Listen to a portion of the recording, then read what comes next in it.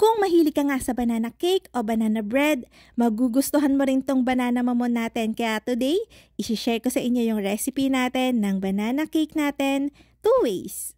Andun yung flavor ng banana cake pero moist, soft, parang chiffon na siya. So wag na nating patagalin yan at simulan na natin. Ang gagamitin nating pan ngayon is itong ating tart pan.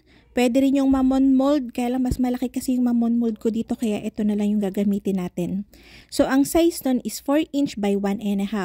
Hindi na ako maglalagay ng liner pero pwede rin naman, so skip nyo na lang tong part na to kung magla-liner kayo. Naglagay nga lang ako dyan ng 3 tablespoon ng shortening, pwede rin ng oil, and 1 and 1/2 tablespoon ng flour. All-purpose flour, tapos ipapahid ko lang yan. Kapag ka purong shortening o oil lang kasi yung pinahid natin dun sa ating pan, ay dudulas yung cake natin, hindi siya makakaalsa ng maganda. So yung flour, yun yung parang pangpakapit.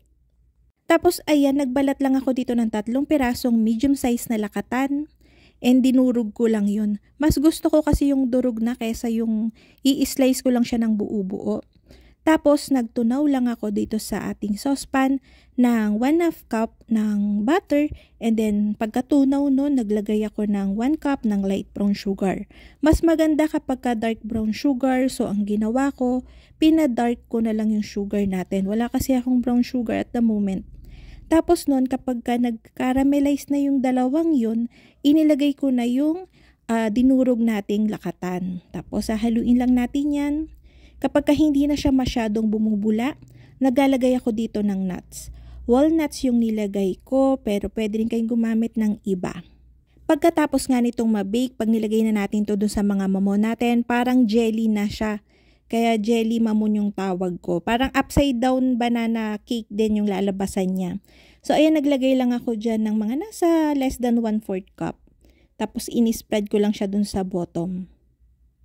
Tapos yan, doon na tayo sa paggawa ng ating banana chiffon. Meron ako ditong 6 na pirasong large size na itlog, pwede rin yung jumbo.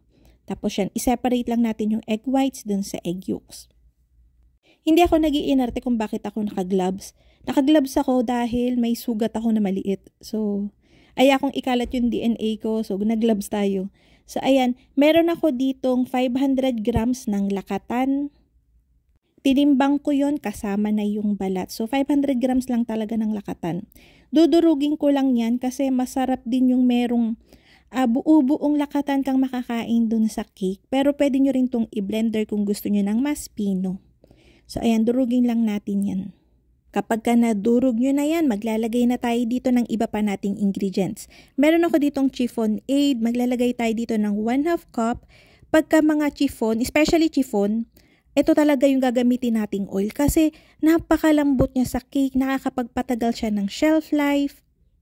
Kung gusto mong i-stack yung mga cakes mo at i-freezer mo siya, kapag ka nato mo na yon, malambot pa din.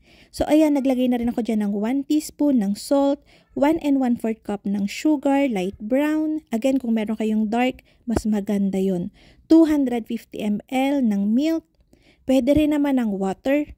Kaya lang mas magiging heavy yung cake natin. Haluin natin yan and then lagay na tayo ng 3 cups ng all-purpose flour natin. Mineasure ko to tapos tsaka ko siya sinift. Para hindi na tayo dito magsisift sa bowl natin kasi punong-puno na nga yung mixture natin. Hinati ko sa 2 portion yung paglalagay para nga mas madali natin siyang mahalo. Huwag nyo tong i-overmix kasi para hindi siya maging dense, hindi maging dry yung cake nyo. I-mix nyo lang siya. Obviously, magkakaroon niya ng mga lumps-lumps dahil dun sa banana natin na dinurog, pero okay lang yan.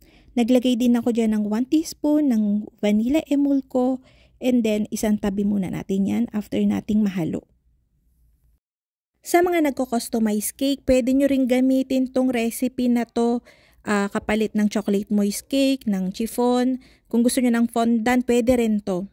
So, masarap kasi talagang, masarap talaga siya, promise. So, ayan yung ating 6 na pirasong egg whites. Minix ko lang gamit yung mixer. And then, kapag ka nag-bubbles na siya ng bahagya, maglalagay na tayo dyan ng 1/2 cup ng white sugar. Ang daming hindi naniniwala na dito ako naglalagay ng baking powder sa paggawa ng merang natin. Yung baking powder kasi ay nakakapag-stabilize ng egg whites o ng merang kagaya ng cream of tartar. So, kesa bibili pa kayo ng cream of tartar, pwede rin naman talaga yung baking powder.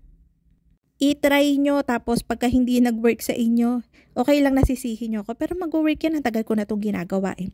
Mas shiny pati yung kinakalabasan niya, and mas matibay yung merang natin pagka baking powder. So, ayan, ifo-fold lang natin yung merang natin dun sa ating cake batter. Yung recipe natin ay makakagawa ng 22 to 23 pieces ng mamon. Pwede rin siya sa dalawang 7x3 or kaya sa mga loaf pan 8x3, mga nasa 4 yung magagawa nito. Kung gusto nyo siyang hatiin, divide nyo lang yung recipe natin, kunyari sa dalawa, ganun, exactly. So, ayan, i-fold lang natin yan gently hanggang pantay na yung kulay ng ating cake batter. Honestly, lagi naman ako nagbibigay ng totoong feedback. Masarap talaga tong cake batter natin. Pero itong upside down natin, itong merong jelly natin, masyado ko natatamisan. Sabi ng mga bumibili, okay lang naman, sakto lang. Pero for me, medyo matamis talaga siya. So, kung gusto nyo ng medyo hindi matamis, saktong-sakto lang, etong mamon na lang, regular mamon na lang yung gawin nyo. So, ayan, dinivide lang natin yan. Naglagay ako ng more than 1/2 cup ng cake batter natin kada mamon pan. Tapos, itong merong jelly natin, maglalagay tayo dyan ng water bath.